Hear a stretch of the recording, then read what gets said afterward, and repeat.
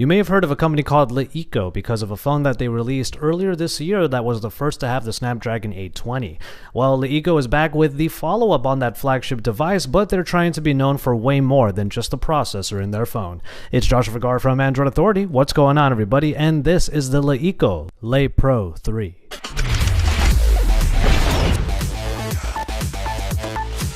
Essentially, you start off with the smartphones, and what we have here are two different smartphones, one in the flagship space and the other one in the mid-range space, but we'll take a look at the Le Pro 3 right now.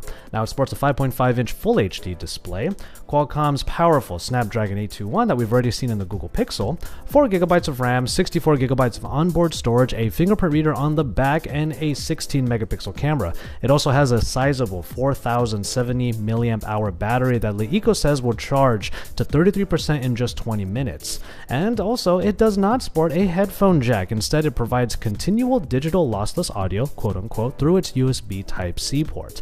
Now, holding the device in the hand, there was one thing I couldn't get out of my mind. This device looks like a OnePlus 3 with a fingerprint scanner on it. Now, that's not necessarily a bad thing. It's still a nice and sleek looking device, and with the metal construction that now is a glossy construction, you have a pretty flashy device that feels nice and sturdy and pretty hefty in the hand.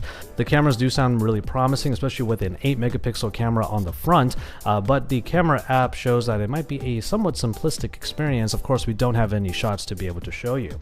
On the other hand, you have the software, which is vastly different, as it usually is from these Chinese manufacturers, in that this version of Android, though it does come with all of the different bells and whistles that you would expect in an Android device, it also comes with its own flavor of the launcher. Now, you don't have a app drawer on here. It is instead replaced by the LeTV ecosystem.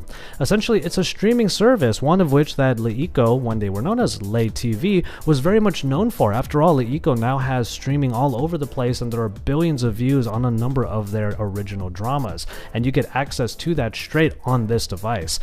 Hitting the live button on the bottom where the app drawer button would usually be takes you to the live streaming service, where there are a number of different channels available that you can stream directly from and see all of their content.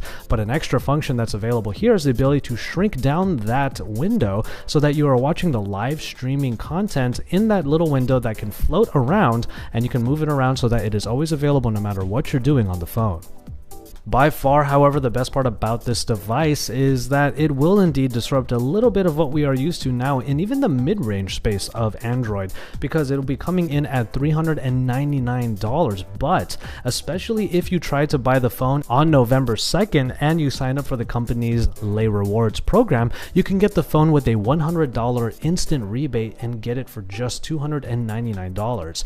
Now, as it probably should have been, everyone in the audience gasped when they heard this, as it has been a while since we've had a phone at such a price point that sported some of the higher end specifications you would expect from a flagship device priced like a flagship.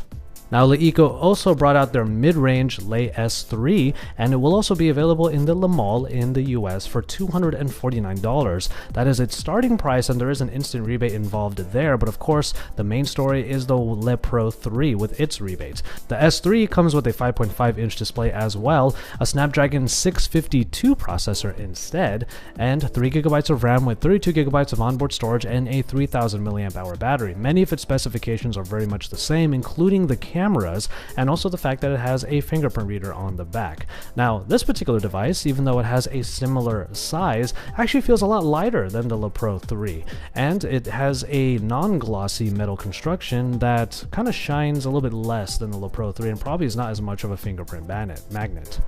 Now, even though the S3 definitely feels like a mid-range device, we have to give credit where credit is due, and the Le Pro 3 is probably one of those phones you want to look out for, despite the fact that it might come with a different flavor of Android that we're not necessarily used to here in the US.